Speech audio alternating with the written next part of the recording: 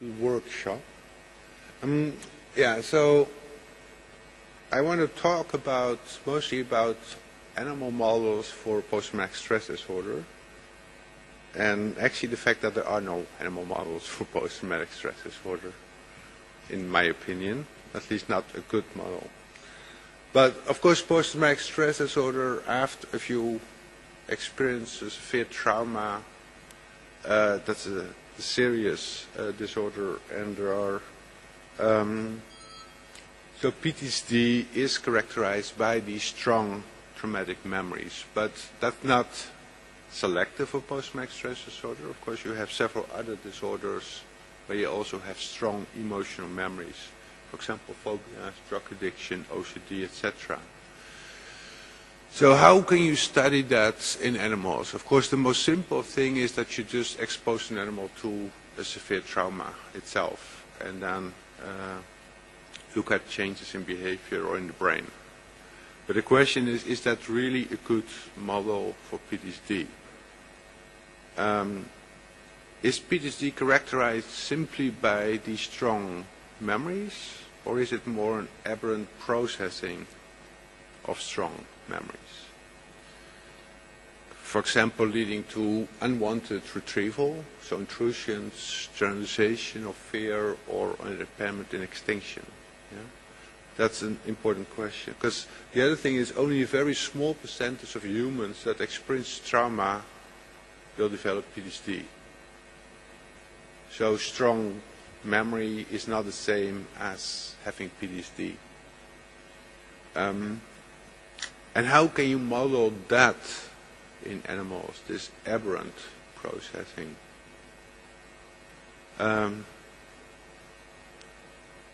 For example, you have a lot of higher cognitive processes like these reverberation. Do animals have that?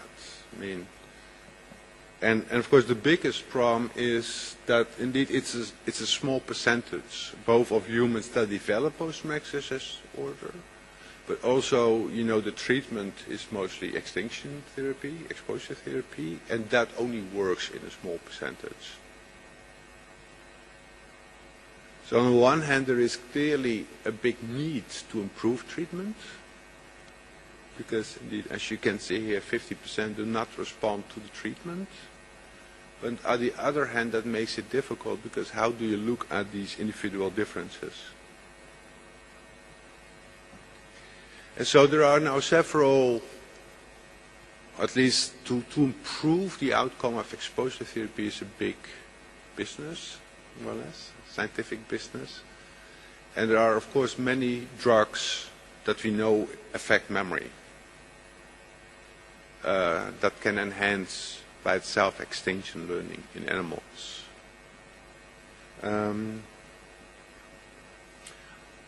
But most of these drug treatments, they work in animals, but when you test them in patients, they don't work anymore.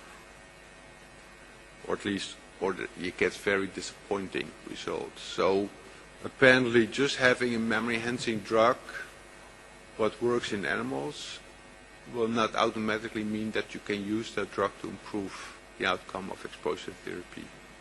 So then what is wrong? Is the animal model wrong? Or is the translation from the animal model to the human model incorrect? That's the big question. And so my general approach is actually to study the emotional memory in animals, the basic mechanism, but then use that knowledge to directly test it in patients, to make predictions. So in animal models, you can look what is the effect of a drug on certain neural mechanisms, and then in the patients actually see, is there something wrong with those neural mechanisms, or is there something wrong with that system, so you can use that knowledge to make predictions and directly test it in the animals. Because again, for me, it doesn't make sense to really, let's say, give a lot of food shocks or some other type of trauma in an animal and then say that this is post-traumatic stress disorder. By the way, because you're such a small group, perhaps it also makes a little bit sense. Are you working on animal models or post-traumatic stress disorder, or?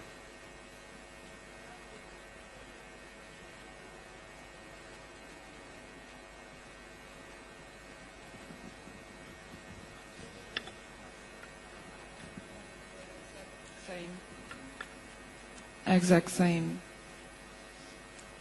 name of it. It was not electric shock, social defeat paradigm. Okay. Yeah, I used that.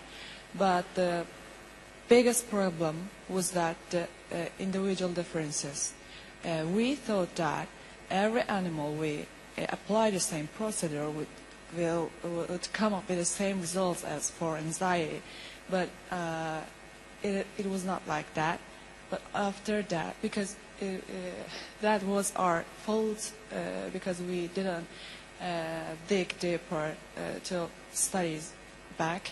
And I found that there were some criteria. I don't know what you think about that, but they say that to define which animal is traumatized, you can use some criteria, and this includes the behavior on the elevated plasmase and acoustic startle reflex.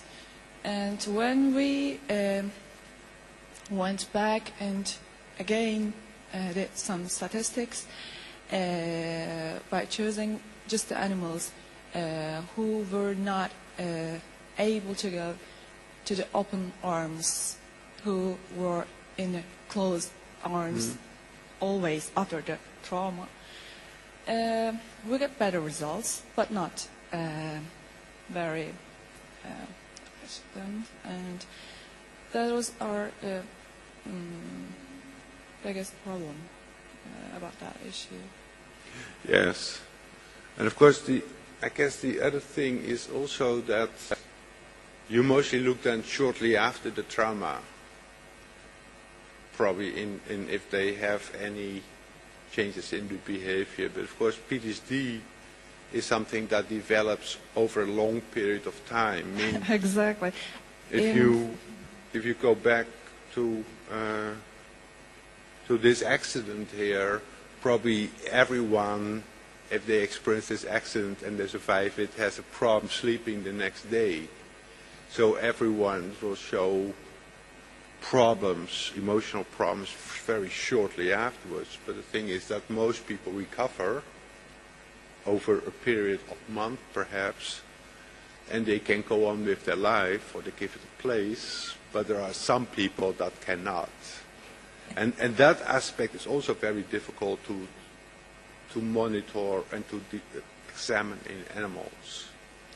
We have some time frames for people for diagnostic criteria for post-traumatic stress disorder. But what do you think about animals? How many days should we wait to say it is traumatized? The animal is traumatized before we see it. Yeah, well, all these things are difficult.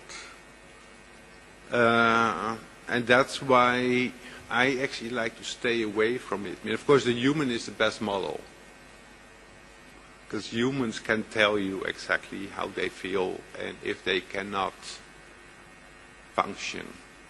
With animals, I mean, is having just an exaggerated fear response, is that directly a maladaptive response, or is it perhaps that they just better retained it, or it had a bigger impact on them? But it may also be an adaptive response. So that is also what is adaptive and what is maladaptive, what becomes a psychiatric disorder. That's extremely difficult to test in animals. Because, of course, yeah, we have much more, of course, these higher cognitive processes. I mean, no, for example, if you look at resilience factors, the most important resilience factor is optimism. I don't know if a rat or a mouse can be optimistic or pessimistic, and that determining it, let's say, its chances to develop the disorder. But I do think, I mean, there are many important things that you can test in animals. But I think you need to know also when to make the translation to animals, or to humans. What should you study in animals? What can you learn about the mechanism? And when is it necessary to make the translation to really study it in the patient population? We have the opportunity to also work with patients, so that makes it also easy directly to test the predictions that we have in patients, and not work too much on, let's say, on trying to find something maladaptive in the animals.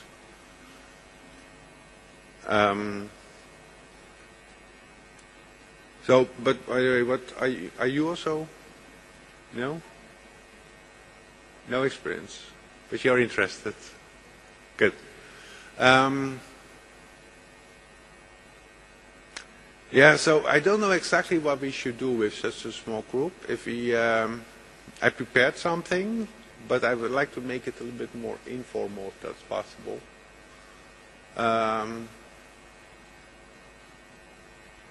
But then the camera should move, probably, because then it makes much more sense if I just go and sit there, and we can still just talk about it.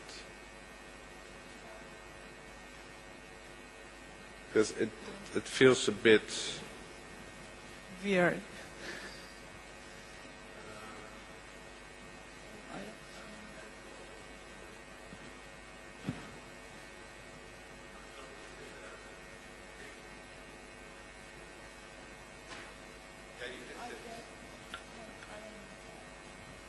Well, no, then we don't need. Oh, you may need the microphone.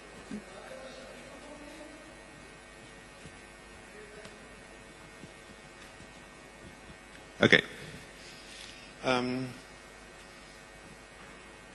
Yes. We will just continue. I think this makes more sense now. And just interrupt me whenever you have a question.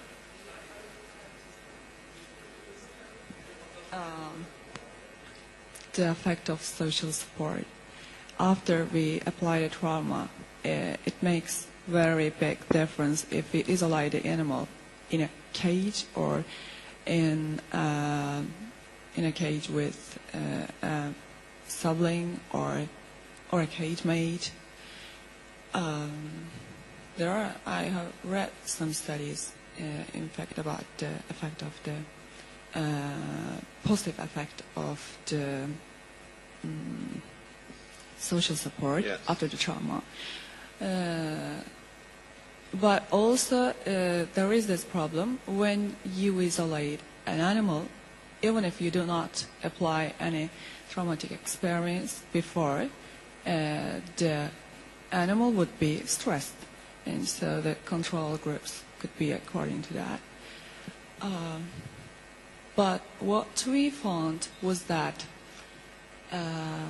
we tried to determine whether the being with a sibling or a cage mate, the biological bond affects the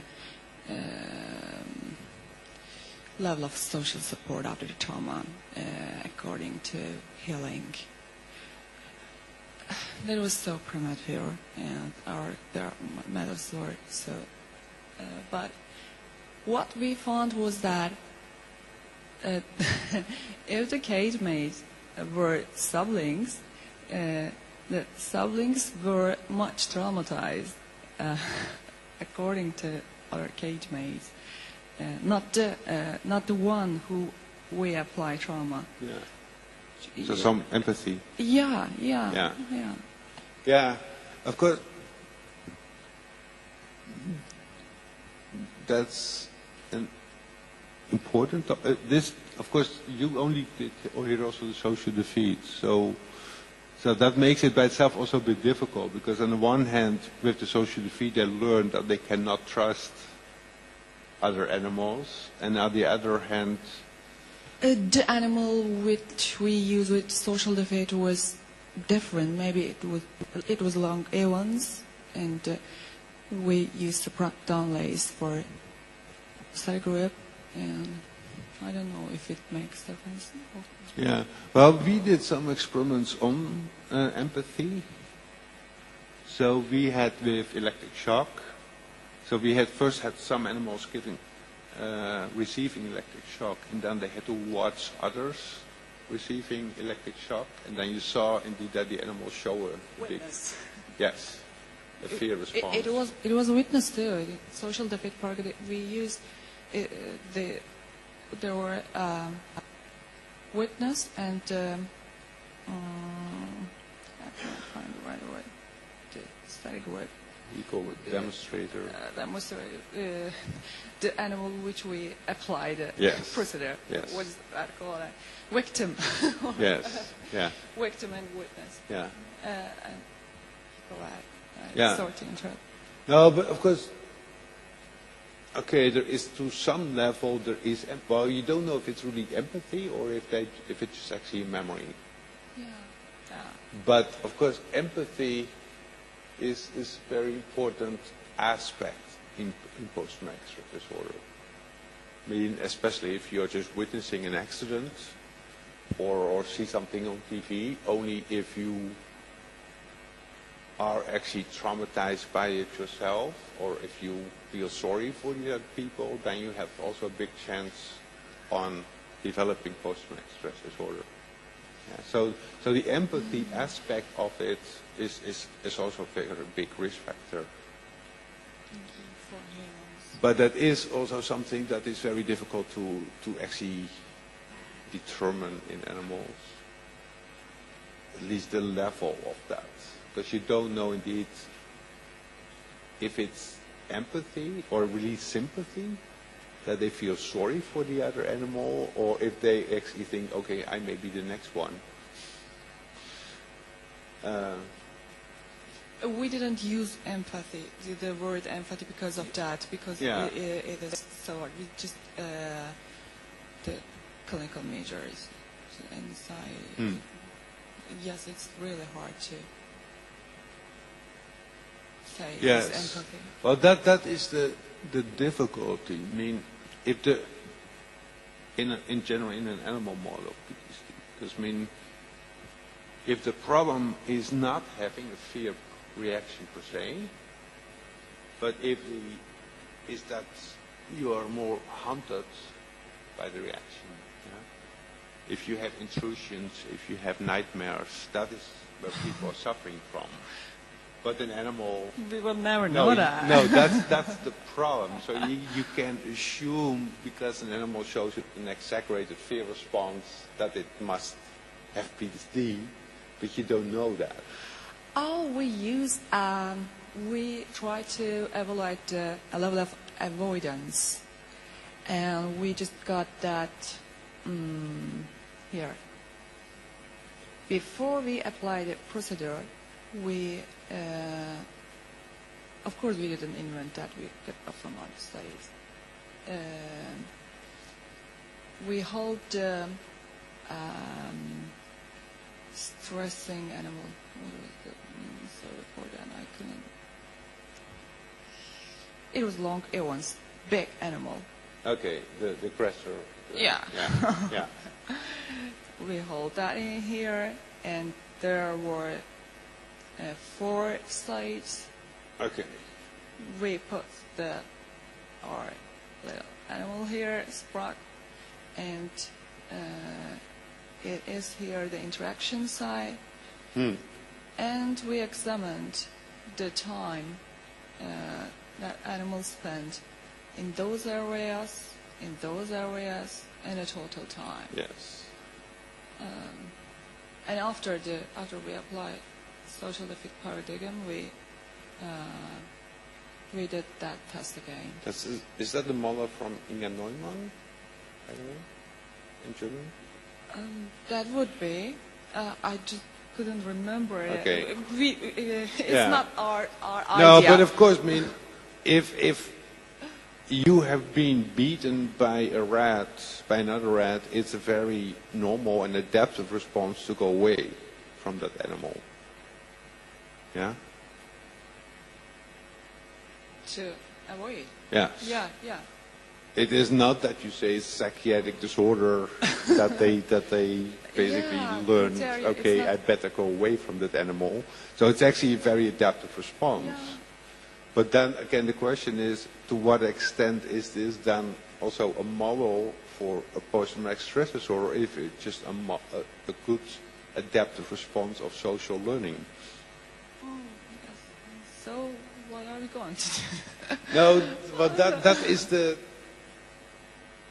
difficulty that with everything, because if you give a rat indeed 10 foot shocks and they show a fear response afterwards, yeah, that's a very good and adaptive response.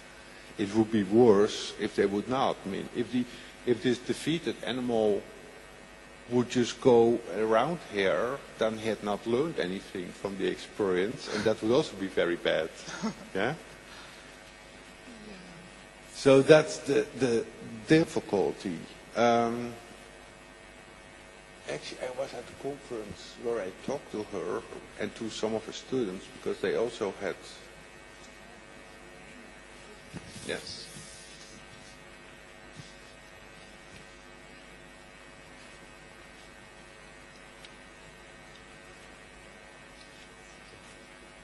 Maybe double N. Because they also found some differences in their idea that some animals showed the response and others did not show the response.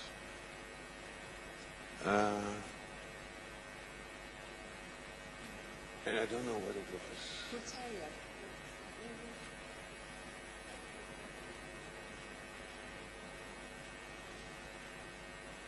It was also, I think it might have been indeed elevated plasmase responses that I don't think they did not do that. But shall we? Do we still have the slides? Okay, stopped it.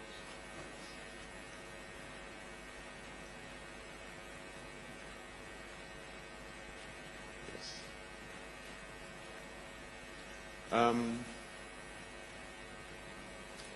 Okay, let me still go a little bit what I had intended to present. So I'm interested in cortisol, and cortisol, that's an important hormone, and it is a hormone involved in memory and also in extinction learning. And the interesting thing is that it's the cortisol levels are lower in post-traumatic stress disorder. So, because what I said, because of the problem that extinction doesn't work, in a lot of patients, people are trying to find drugs to enhance extinction. You can come up with, I mean, from animal models there are at least, I would say, 100 different drugs that enhance memory. And then the question is, what would be the best drug? Is the fact that a drug enhances memory in an animal, is that sufficient proof that it might also work in the patient? And there you see that a lot of drugs that seem very promising in animal models, actually when you test it in patients it doesn't work. For example, D-cycloserine. You know, it's a glutamatergic NMDA type agonist. D-cycloserine, DCS. So in animal models it seems very promising to enhance extinction, etc. But in patients, actually, it doesn't really work. And there, at least my idea about that is that there also need to be disturbance in patients. Yeah, I mean, the fact if you consider that a patient that does not show extinction, that there is something wrong in the patient, in some neurochemical system, you actually need to know the neurochemical system where there is a disturbance, and that you need to supplement. Yeah, if a patient, as you know, with glucocorticoids, you have this negative feedback loop, and in some patients, it is shown that the negative feedback loop is stronger, and because of that, you have lower glucocorticoid levels. Then it might make sense in those patients to try to see if you can enhance extinction by giving glucocorticoids. But if other patients would have a disturbance in their NMDA receptors, those patients might benefit. But I don't know if there are patients that have a disturbance in the number of NMDA receptors. But if they have a disturbance in other systems, then it may not make sense to give them an NMDA agonist if they have a disturbance in another system, because that may be the limiting system. And that is a difficulty, because how can you examine when a subject has a problem in some system? With glucocorticoids it's relatively easy, because you can just measure them in the periphery, but the rest, of course, is somewhere in the brain. And that's very difficult, and it might even be differences in different brain regions. It might be that there is disturbance in one brain region, but not in another brain region. And there you, on the one hand, you really see the problem that we have with that we really understand very little about PTSD.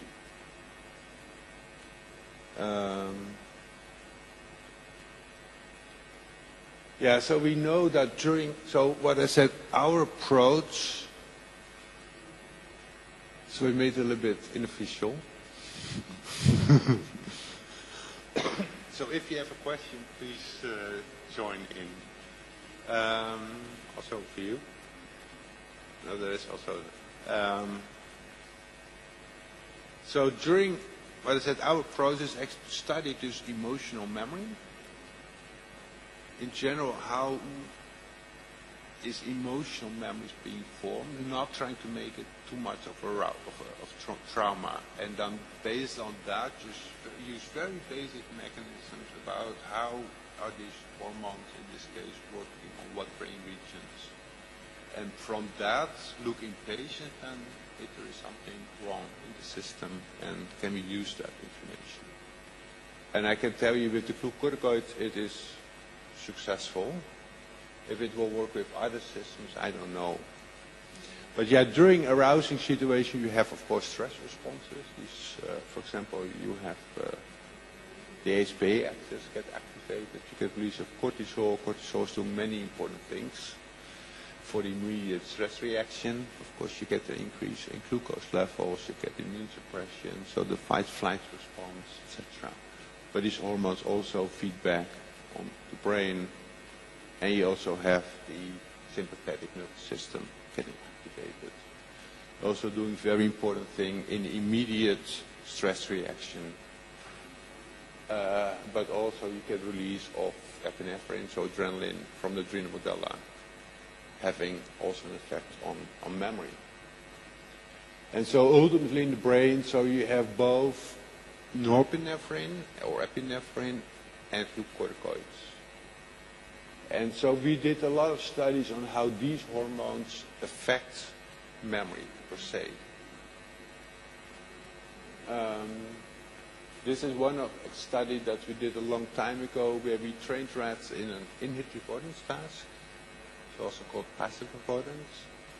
So you just put the rat in this white compartment. I don't know if it works from here, yes? And the rat doesn't like white compartments, so the rat goes to the dark, and when it is in the dark, it gets a mild food shock.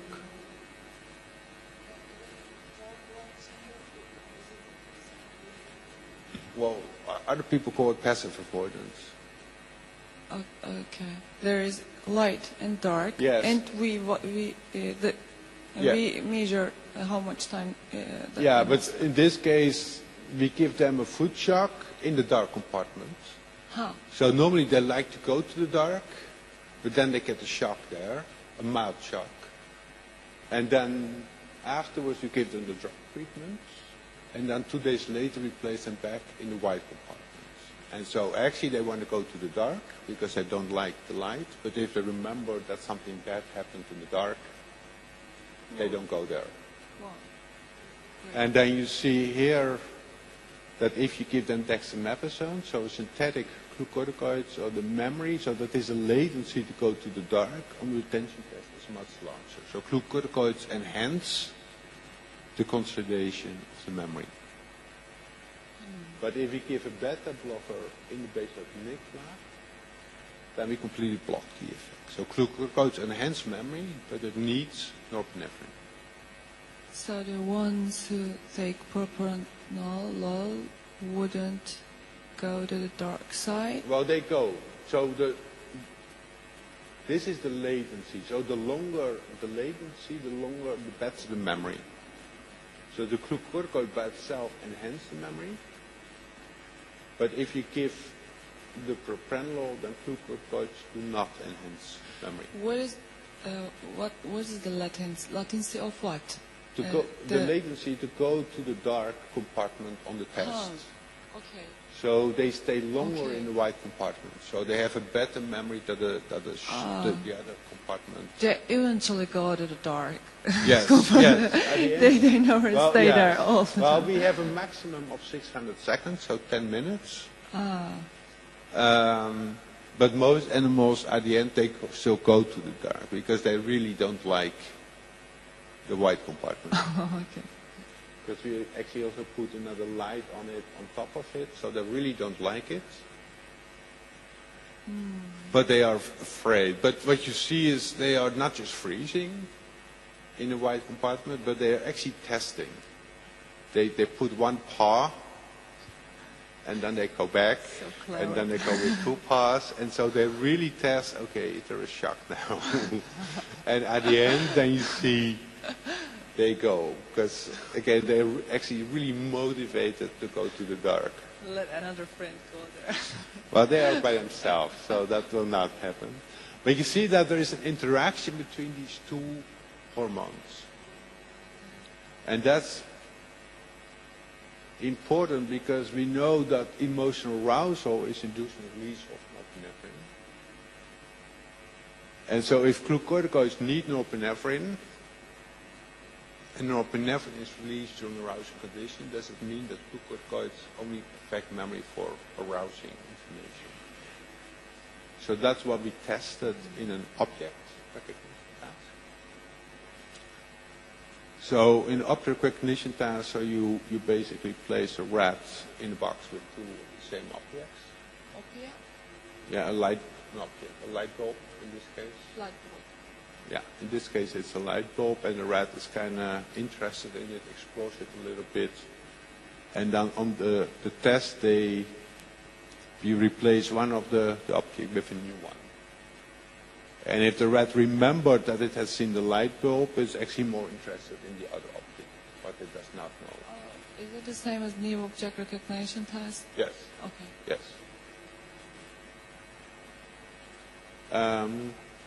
And so this by itself, it's not the first of this task, but you still need to put a rat, because we wanted actually to test the condition where there is no arousal, and to test the glucocorticoids still enhance memory for low arousal conditions. Yeah, that's what we wanted to test, because of the interaction with the norepinephrine. So by itself, the task is much lower arousal than giving a food shock, but you still need to put a rat in an off environment, and putting a rat in an off environment is already inducing some arousal. So we created actually 2 conditions where one group was habituated to the box for 7 days, and the other group was not. And then we did the experiment on day 8. And so this group was completely habituated to the box, so they were not aroused by the box, by putting in the box. And this one was not. And then you see that glucocorticoids enhance memory if they were not habituated, so if there is novelty. but if they were habituated, they don't enhance memory anymore. So glucocorticoids indeed need emotional arousal to enhance memory. And that's also an important aspect because you actually selectively want to manipulate arousing information, trauma information, and not all memories. And if you would give an NMDA drug, it affects all your memories. Some patients demand that. Yeah, but that's an important aspect. You actually would like to selectively target the trauma memory and not wipe out your IQ and all your retrieve of all your memories. So if you could find indeed a way to selectively indeed do that, and here by showing that glucocorticoids selectively interact with emotional arousal, and there are also now quite some studies in humans, healthy humans, where it shows indeed that indeed glucocorticoid administration selectively modulates memory of arousing information, but not of neutral information. And so this is something you can really study in animals, the model of that. And so we further show that also here the corticosteroid effect is blocked by propranolol, by the beta blocker. So indeed, it's the norepinephrine component of the emotional arousal what blocks the effects. And so here the idea is that so corticosteroid does not enhance memory because there is no arousal-induced norepinephrine. So what if we would just increase norepinephrine, would it be sufficient then for glucocorticoids to enhance memory? So we did that by giving the corticosteroid together with yohimbine, so noradrenergic stimulant. What is mean by habituation? With habituation? We just put them in the box. We just put them in the box every time, without the objects. One group is every day. We put for 7 days, twice a day we put them in the box. So the box is completely familiar to them. So they are not afraid if we put them in the box. And we introduced every day with a new object? No, there were no objects. Only on day 8, on the training, there were the objects. So they were just... What was there in the box? The electric shock? No, there was nothing in the box. So the first day, for 7 days, we just put them in the box. For how many hours? No, just 3 minutes, 2 times 3 minutes. But just that they get used to the fact that they're being picked up and placed in the box. And so they don't have to be afraid. And it's the same box. After the electric shock, you put the animal there, the box? No, this is a different experiment. Difficult? No. We just hold the animal for 3 minutes in that box. And it's the effect of isolation, the stress. What are we? Yeah, these animals are already... or new environment. These animals are already single house, so we don't have any isolation, any other isolation stress. But we just wanted to see what is the effect then of this one post-training manipulation. And then you see that it clearly interacts with emotional arousal, because we also measured and we could show that animals that were habituated, that the training-induced norepinephrine was much lower than in the other animals. Okay. So indeed, by habituating the animals, we reduce the level of arousal. And because of that, glucocorticoids don't work. And if we then bring back the norepinephrine by giving the yohimbine, then suddenly glucocorticoids enhance memory again. So glucocorticoids need norepinephrine.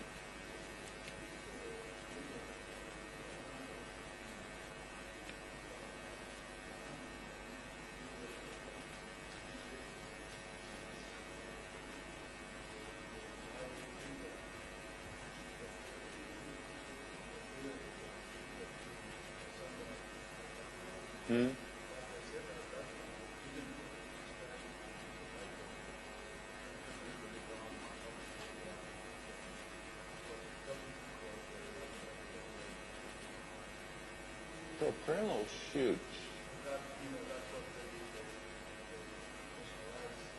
Yeah. Yeah, there are other beta blockers like etanol. I don't know what is. That does not work because that does not cross the blood-brain barrier. But etanol should work, and there are actually also now.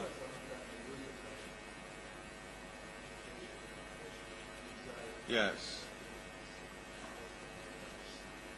Yes. Well, PTC it also doesn't work.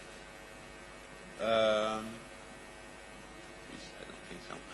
But I have I think I also have some data showing that propranolol does work, at least on blocking also the effect of glucocorticoids on memory in humans. By working in the brain.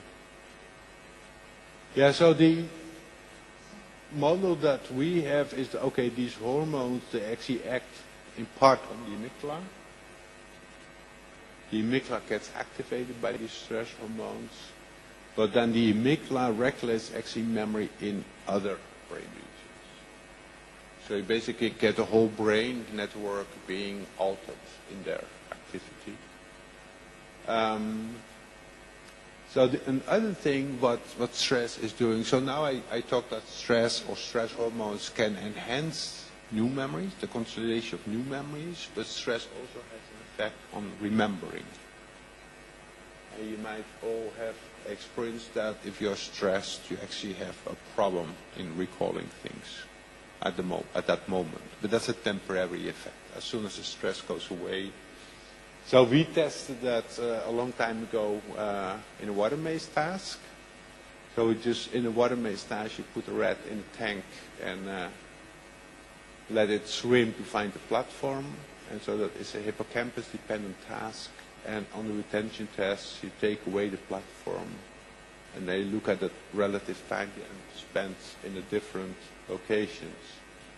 And we found that normal intact rats, non-stressed rats, they really know where the platform is, so they have a good memory.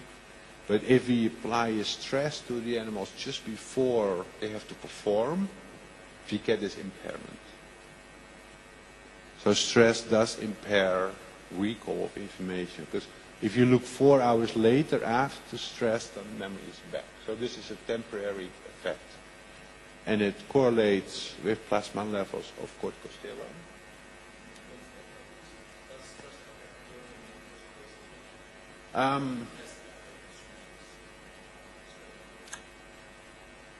On the actual acquisition of information, we have never tested it.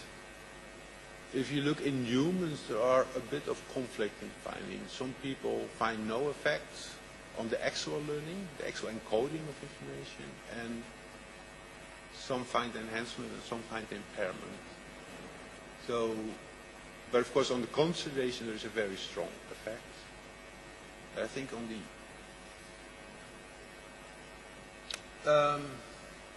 well, there are some studies that suggest that the whole sensory processing can be altered by stress. That if you, in a stressful situation, that your sensitivity to the stimulus becomes increased, but the specificity is reduced. Also, something what would be adaptive in an immediate response to stress. I mean, if you think that you see something stressful, you better react. So you need to be very alert on your environment. But you better react to something what was ultimately not dangerous than if you're too specific. So you see that the width of the responses, let's say, get increased. And of course that might affect ultimately then also the encoding of information. That's a difficulty with doing the learning per se if the sensory processing is altered. Yeah, so then we also show that direct administration of glucocorticoids has a similar effect that also impairs recall. So here we just give glucocorticoids in different doses at 30 minutes before the test, and we find also an impairment. And actually we did many different studies showing also that the effect of glucocorticoids actually depend on the amygdala, it depends on norepinephrine. So exactly the same as we showed for the glucocorticoids. Glucocorticoids also here need, for consolidation. So glucocorticoids also need to interact with norepinephrine. Here's just an example. If you give glucocorticoids, this is a synthetic glucocorticoid, you impair memory recall, but if you give a beta blocker, in this case in the brain, then you completely block the effect. So also here glucocorticoids interact with this norepinephrine. So to summarize this part, so glucocorticoids impair memory retrieval, but also this effect depends on arousal.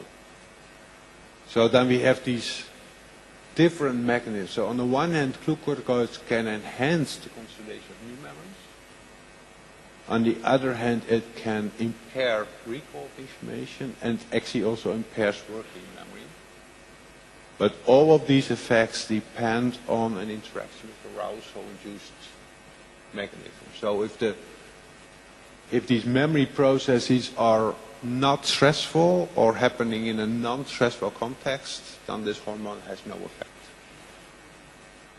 And there are now a lot of studies in humans showing exactly the same. But that's another difficulty in animals. I mean, it's very difficult to do a task that is not stressful. Because animals don't do a task that is not stressful. They don't want to do a task that is not stressful. You need to motivate them to do something. Yeah? Either you need to give them a food shock or you need to give them a reward. But otherwise they don't do anything. In humans, yeah, you can give them arousing words and non-arousing words, and they will study those if you tell them to study them. Rats don't study the words. You can give them pictures, arousing pictures, or movie clips versus neutral, so you can really disentangle arousing information, neutral information.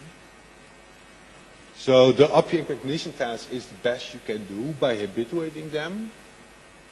And indeed, then you can show that there is a decrease in norepinephrine. But it's also here important at the right time to make the translation then to humans, because there you can study in much better if they either have arousal or not have arousal. Okay, how can we translate that? Well, this is one study that we did in humans quite a while ago, where we gave subjects cortisone at a time when they had to recall a list of words that they had learned. And you see that subjects that received cortisone remembered much fewer words than when they had placebo. So indeed, glucocorticoids also impair memory retrieval in humans. And if we did a PET scan, then we found a reduction of hippocampal activity in these subjects on this task. So to investigate whether there was this interaction with arousal, so we actually gave them high arousing words or low arousing words. And high arousing words, yeah, it is nothing, but it's words like terror, gun, war. And then you see that cortisone impaired the recall of those words, but it did not impair the retrieval of neutral words, like tree, chair. So also there you see that glucocorticoids selectively impaired recall of arousing information and not of neutral information.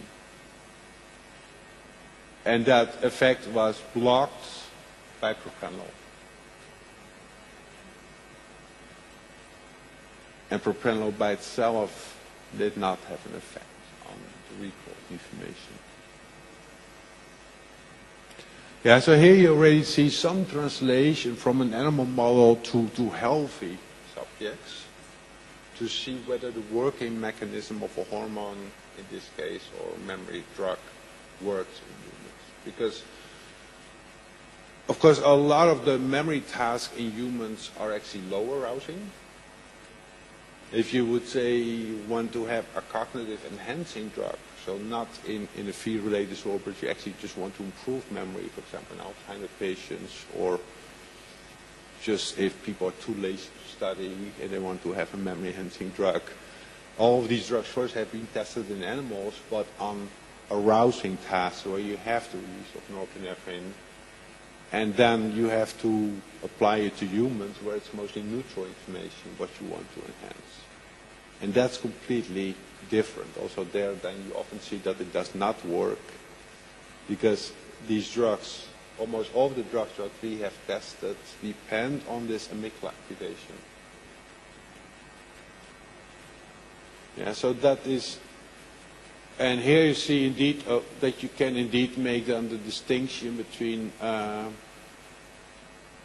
and the same is if to enhance memory with on the consolidation. So also here you see indeed it works for arousing information, it does not work for neutral information.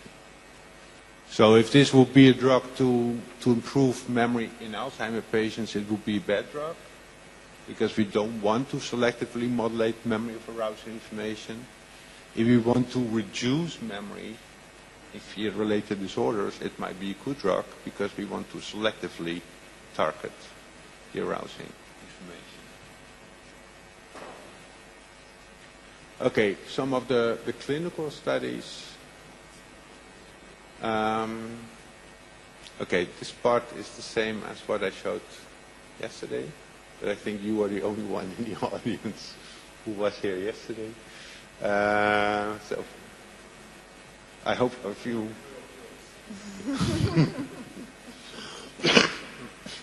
Well, actually, Heva was sitting in the back. She also was there yesterday.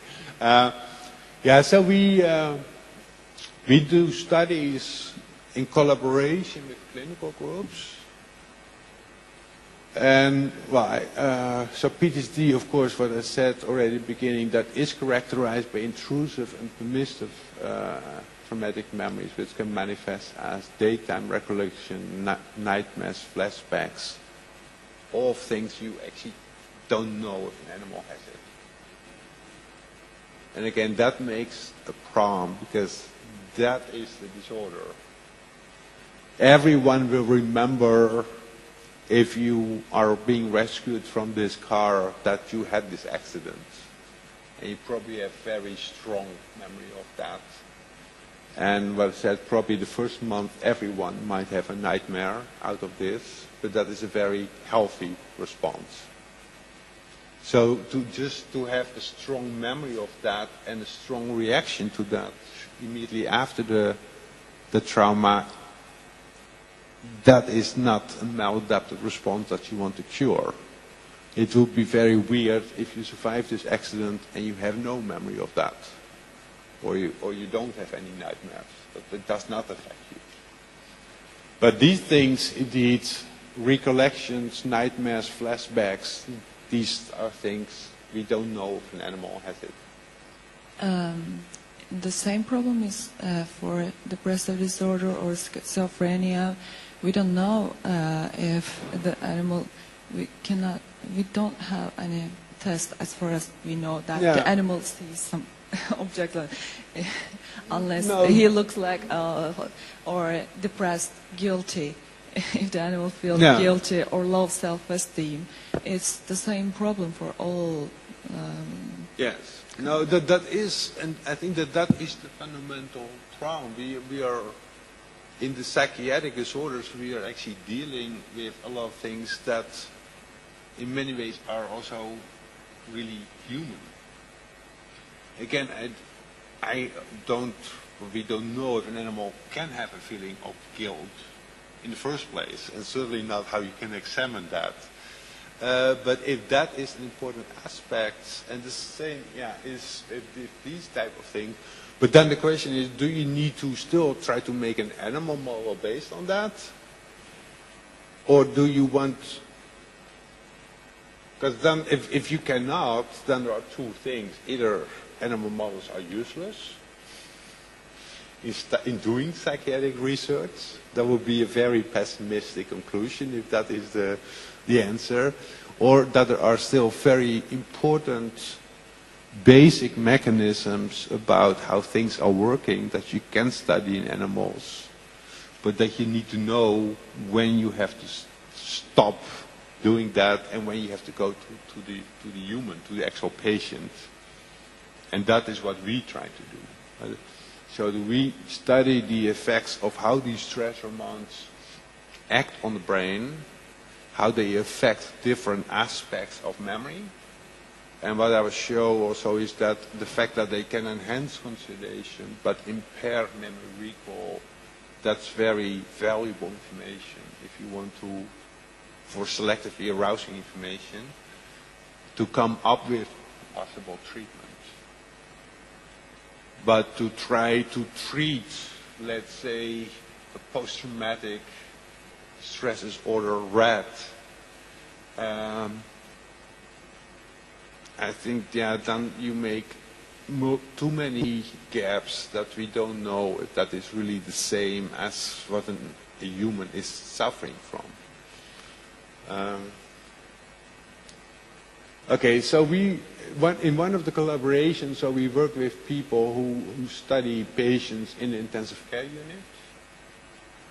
And it's actually a very nice population. So these are all critically ill patients.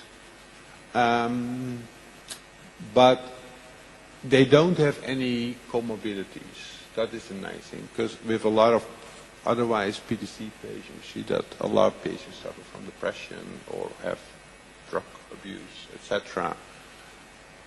And these are just people that got sick. Very sick. And so we have different type of patient populations that we study in collaboration. Some have open heart surgery, so they need new valves or bypasses. That's a milder situation. We also have people who have sepsis or organ transplantation. And so, or with acute pulmonary failure. And so these people have a high survival rate, but they have a high number of traumatic memories from the intensive care. So it is basically when they wake up from the situation that they get really stressed and panicked. And that is what they remember later. And with this acute pulmonary, about 30% of the people develop post-traumatic stress disorder. And that's a very high percentage because that's the same as with war veterans. And it results in a significant impairment in their health-related quality of life. So even if they are cured from the disorder, they often still complain that they don't feel any better. And the nice thing, so one thing is that it's a cleaner population, and you monitor them directly at the time of the trauma. And all these patients get a lot of different drugs given in the intensive care unit, and you can directly see what is the effect of the drug, what you give them on how on the traumatic memories later on. What do we know about the difference between the ones who develop post-traumatic stress disorder and the ones who did not, according to the previous study? Yes, I guess I have one slide showing that. So here you see, so this was, let's say, a questionnaire that people get 6 months after the discharge from the intensive care unit. And then the question is, when I think back at the time of my severe illness, I remember nightmares, anxiety, panic, pain, respiratory distress. So you see that about 70% remember that they had nightmares. This is something you cannot do in rodents. You cannot give them a questionnaire and say, do you remember having nightmares 6 months ago? So you see that indeed a lot of these people have traumatic memories which they remember from when they were in intensive care units. And furthermore, so we also looked then at the PTSD symptoms, what they have right at that moment. And so there are 10 different systems, like sleep systems, depression, hyperalertness, avoidance, guilt. And then you see that actually the more traumatic memories they remember, the higher the PTSD scores they have. So you see there is a relationship here also between having emotional memories or being able to retrieve emotional memories and your symptoms right at that time. And this dashed line, that is basically the clinical cutoff for PTSD. So in this group with the high, they have a high incidence of PTSD. But what I already said at the beginning, actually in PTSD patients, you see often lower glucocorticoid levels. And this is certainly the case in people who are in intensive care units. There is this syndrome called glucocorticoid insufficiency. And somehow in relation with critical illness, probably with increased levels of interleukins, etc., you can get these very low glucocorticoid levels. And that might actually make them also more vulnerable to develop post-traumatic stress disorder later on.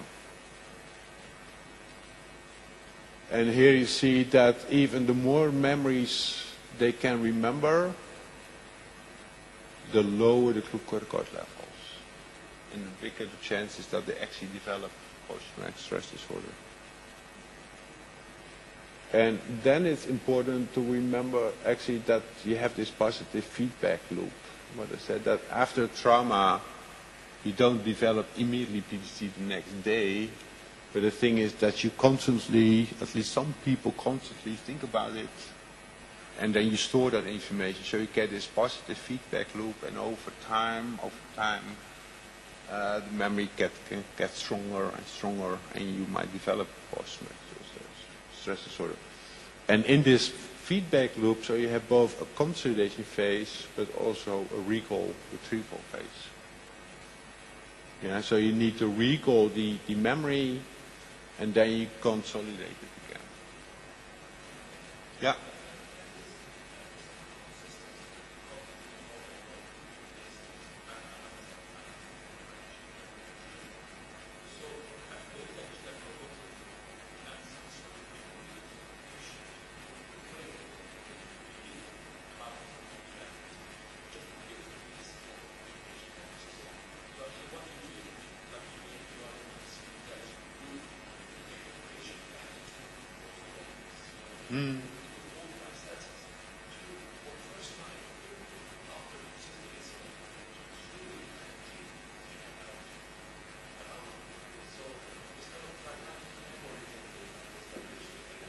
Yeah.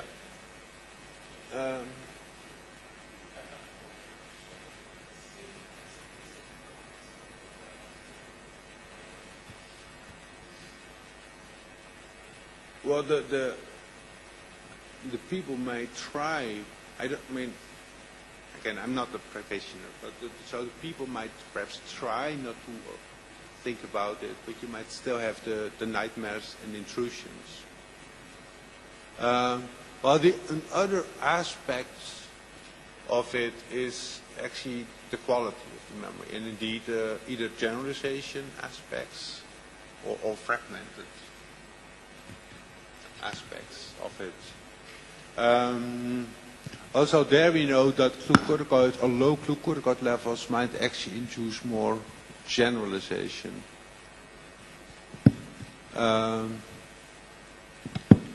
So if they have low glucocorticoid levels, they might think also in a more generalized way. They might get fear in a situation where they don't have to be afraid. And so the detailedness of the memory is gone. And I guess that is also an important aspect of the exposure therapy, to bring the fear in the right context. And that is also what we start to learn from altered glucocorticoid levels, that the memory becomes very generalized. And that might have an effect indeed on how they recall memory and where they recall memory and how detailed they recall the memory, especially when it comes to episodic aspects of the memory. So what we did here, so we gave the patients actually for 4 days hydrocortisone in high doses during intensive care unit treatment, and then you see 6 months later it actually reduced the number of symptoms that these people had. So by supplementing hydrocortisone, we reduced the development of these things later on. And so we don't know exactly here how it's working, because of course we give it for 4 days, and we might affect this whole cycle, and we might also affect other non-memory aspects of it. To look more specifically, we actually looked here at the patients, at least a couple of patients who already had PTSD. So this was a patient who had PTSD already for 4.5 years. And the patient was given cortisol here for 1 month. And what you see is that during the month it had cortisol, it had reduction in the number of retrieval events, of the intensity of the traumatic memory. So the glucocorticoids actually suppress also the retrieval of the arousing information, the traumatic information, but it did not impair that general memory. He had no problem in IQ or whatever. So here you see, because glucocorticoids selectively influence emotional memories, you could also use it to suppress memory of arousing or traumatic information without affecting memory in general. Maybe it will be something about integrating the fragmented memory, which he mentioned. It is just not enhancing the traumatic. It's not a matter of retrieving the traumatic memory, but to integrating. Maybe it's glucocorticoids helps in some way to integrate those fragmented memories, because that's the commentary of that. And during the trauma, there is so much information coming up from outside, and we cannot integrate all those. And when we deal with patients working with cognitive behavioral therapy, prolonged exposure, and other therapies, we help them to make sense of it, make what they live, the meaning of it, because there is so much load of information. It's new for them. So maybe I thought when I saw that results, maybe it helps to integrate that. Actually, glucocorticoids induce generalization of memory. So we did experiments where we stress rats in one context, but then if you give glucocorticoids, they also get afraid in another context. So that does not help then to integrate it. Actually, the opposite, norepinephrine, makes much more specific memory. So if you give them norepinephrine afterwards, then they are afraid in the box, they actually get a shock, and they are completely not afraid in the other. So they get a much more detailed episodic memory. And so we actually think now also that because of the low glucocorticoid levels, at least that is actually because a very sensitive system, that is already creating a more generalized memory in the first place, and that makes it decontextualized. And that can cause also the fragmentation, and that you are afraid of cues outside the right context.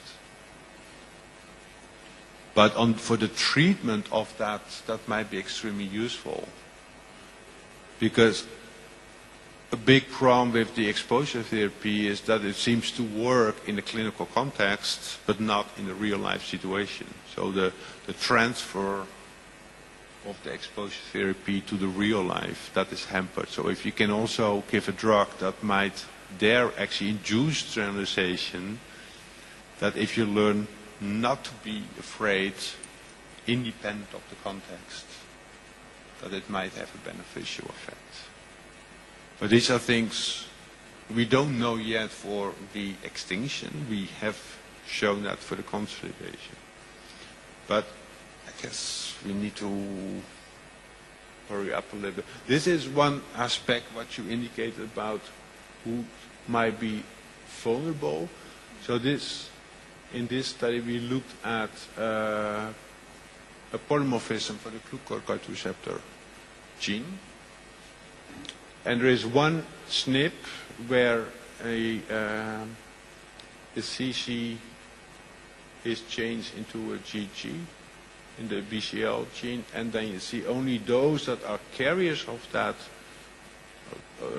they actually, the y-axis is gone, but this is the number of traumatic memories, and this is PTSD scores after the cardiac surgery in this case. So only those ones that do show this polymorphism, they are the ones who have more traumatic memories and actually do develop post-traumatic stress disorder. And so there it might actually be very useful, if you know this, that you can indeed come to a more personalized treatment. Because if you would, let's say if you have to undergo surgery, then it might be very useful to first determine this, and those people might actually benefit from a glucocorticoid treatment. Because with this altered glucocorticoid receptor, so you have a more sensitive receptor, resulting actually in very low levels. So here we actually, by having this polymorphism, we found people who actually have very low endogenous cortisol levels. And again, those are the ones who are developing post-traumatic stress disorder. And I think that this is also an important thing what you could never do in the animals. But again, in the animals we showed that this hormone has an effect on memory. And then in the humans, we can also look at individual differences to try to find, do they have a disturbance? Who might have a disturbance? Are those the ones, first of all, who might be more vulnerable? And the second thing, what we have not done yet, is are also these the people that might benefit from this treatment? Because, yeah, I mean, if this is the problem that they have, a disturbance in the glucocorticoid receptor, then it does not make sense to give these people dicyclocerin. Even though it might have an enhancing effect on memory or an altered effect on memory, this is the disturbance that they have. And that's also what I mean, that it's very important to try to find the individual disturbance that someone has and try to give the drug treatment based on that. And so you actually, I think you really need this crosstalk between animal studies and patient studies to really understand, on the one hand, basic mechanisms of the circuitry and how drugs work in a complex way, but on the other hand, what are the individual differences? And from that you also need or know the need of what to study.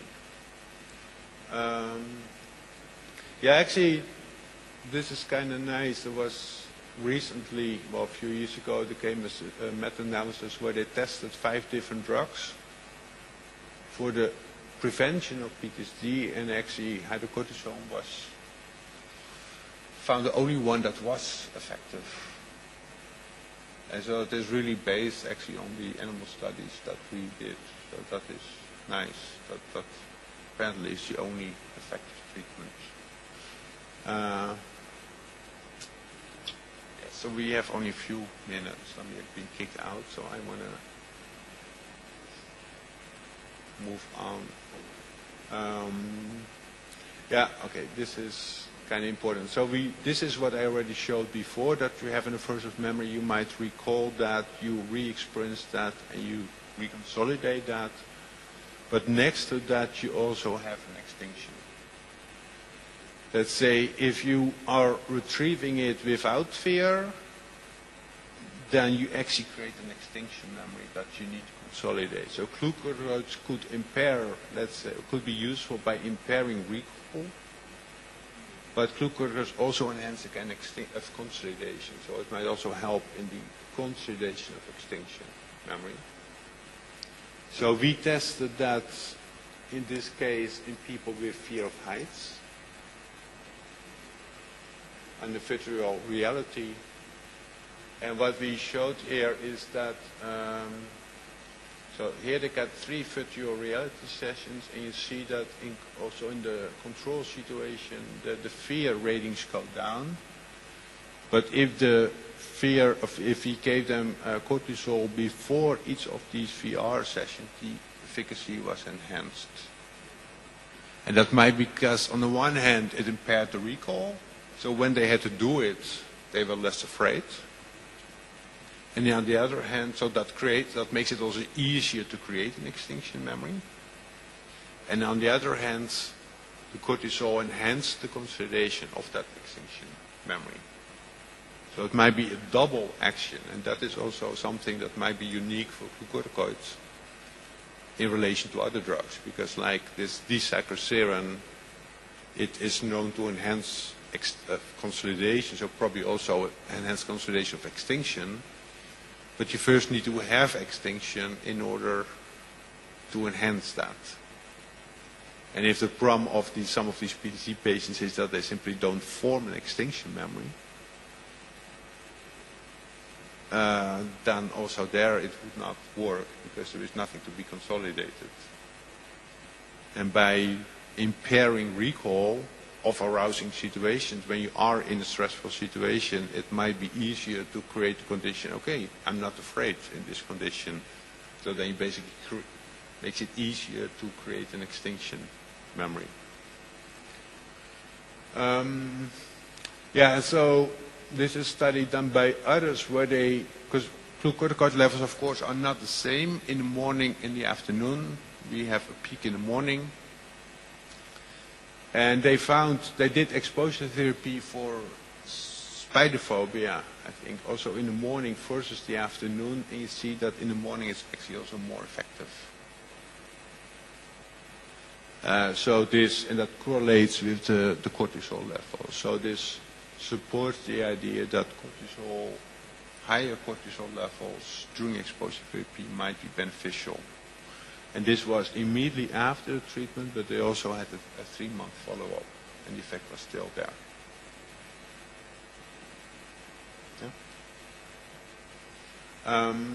Okay.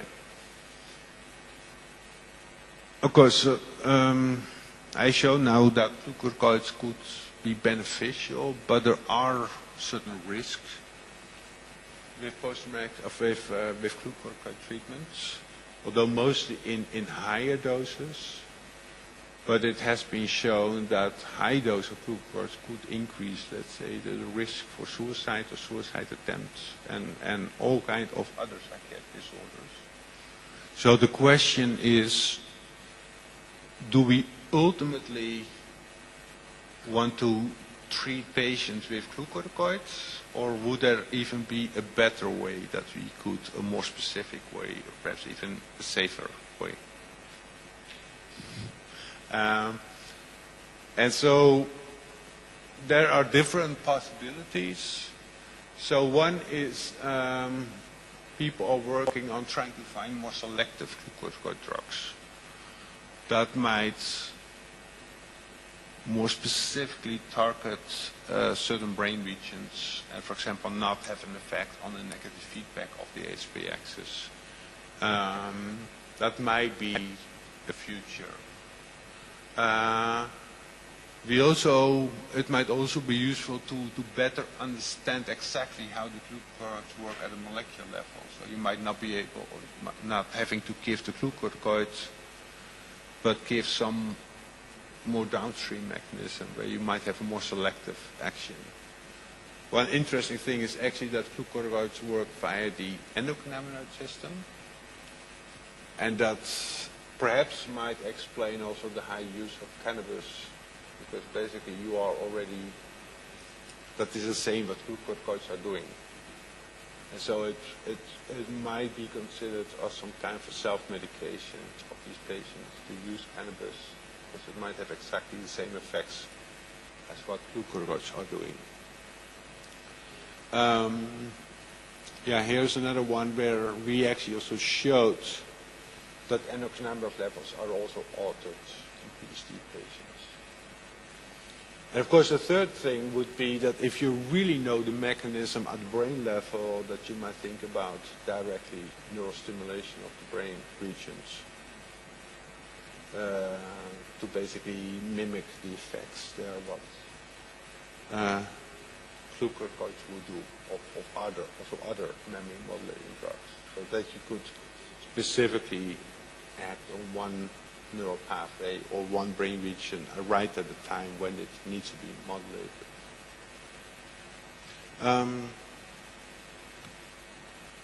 It's time now. I hope it was useful. Yeah? All right. Thank you.